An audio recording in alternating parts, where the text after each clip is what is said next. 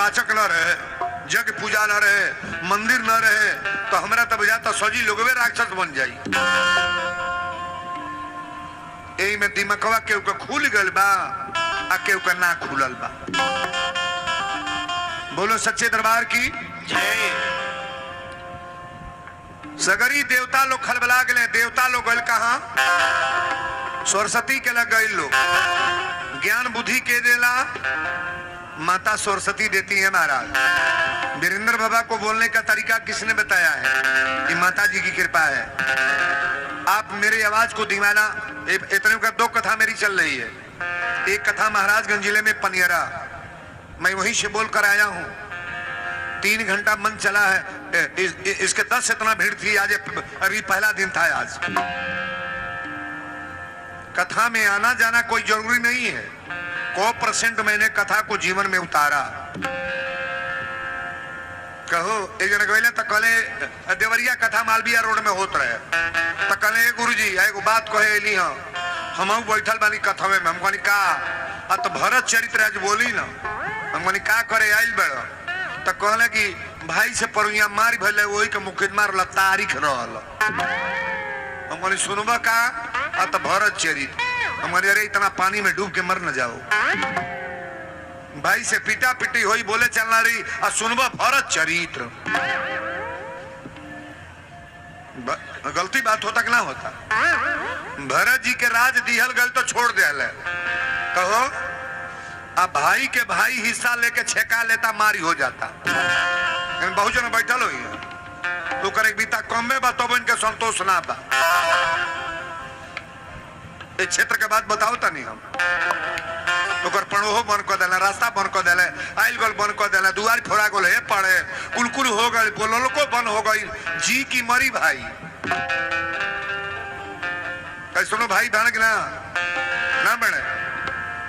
अंजन जी के लिखल गीत एक बार रेडियो पर मैंने गाया था कि जब जब याद आई अरे भाई के दुलार तो हरा।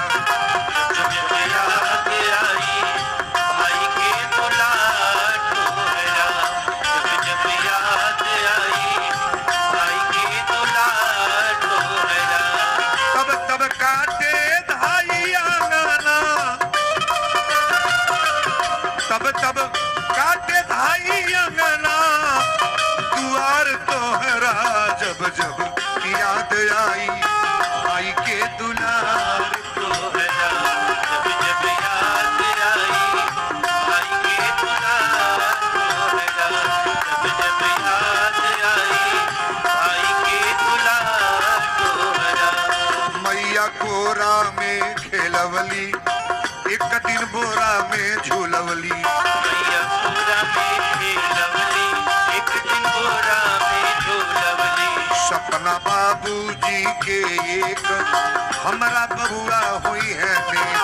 सपना बाबूजी के एक हमरा बबुआ हुई है। मैया बाबूजी के सेवल नैया एक साथ के खेवल। मैया बाबूजी के सेवल नैया एक साथ के खेवल। रही एक के अंगना तू गो दुआर तोहरा। जब जब याद आई, ईमानदारी से बोलिएगा। 4 गो भाई बाड़े, घर बटा गल भाई अलग अलग खाता न पिया तड़े। अरे उरा भाई के केहू चौराहा पर मारे लागे तो वह बर्दाश्त कर ले। सही बोलिएगा, दिल से हो जाए बर्दाश्त। भले बोल चल रहा बा और चक्रोटे पड़े गेहूं खेत पड़े दौड़ी है के मारल हो हई पार्टी बर्दाश्त कर ली।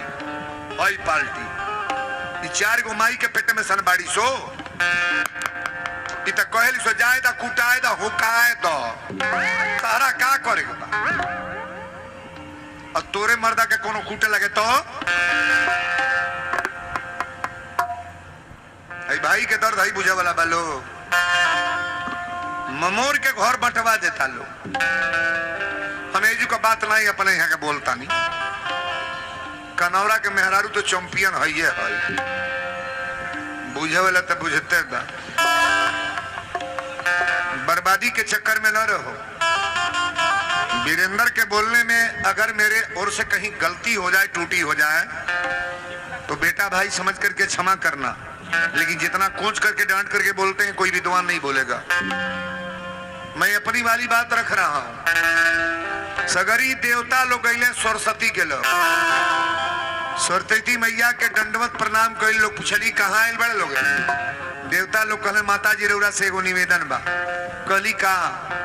देवता लोग कहले कि राम के बियाह भल ठीक बा, राम के बियाह भल ठीक बा, राम के जनेऊ भल ठीक बा, राम के मुड़न भल ठीक बा। अब इतनी पर उल्टा पुल्टा काम होके जाता। राम जी अयोध्या के राजा बने जाता ने कोनो उपाय करी कि राजा न बने। अच्छा ये बात निम्न बाकी बाउर का जी, देवता लोग बुरा ना है कहल। राम का अवतार राजा बनने के लिए थोड़ा ना हुआ है। लेकिन सरस्वती ने बड़ा तेज डांटा। सरस्वती मैया ने कहा कि ऊंच निवास नीच करतूती। इतना बड़ा पद पाने के बाद तुम लोग को बोलने का तरीका मालूम नहीं है। वीरेंद्र बाबा व्यास गद्दी पर बैठे हैं। यहाँ मन से किसी को गाली दे दिया जाए तो मेरी कथा रसातल को चली जाएगी कि नहीं चली जाएगी? बोलने को तो बहुत कुछ बोलते हैं, लेकिन संभार करके बोलना है, व्यास गद्दी है। सरस्वती कली की ऊंच निवास नीच कर तूती। हमारा तो देवता हवा लोग, तू लोग बढ़िया बोले के बतियावे के जाने ला, लेकिन तुम लोग के दिमाग में कितना बड़ा गंदगी भर गया। देवता लोग यही तरह सरस्वती के गुड़वा पकड़ ले। गुड़ केहू का पकड़ ले तो आदमी के दया आ जाएगी ना। सरस्वती कली तू लोग हमारा लगा गोड़ ना पकड़, छोड़ा गोड़। देवता लोग कहले माता जी रोगा चाहे तब्बे बरकत हुई। सरस्वती कली तो लोग के बात पर हम बड़ा अच्छा ले लेवली। चलिए जो आप कहोगे सो मान जाऊंगी। चलो आप जो कहोगे सो मान जाऊंगी। देवता लोग कहले कि मैया एक ही काम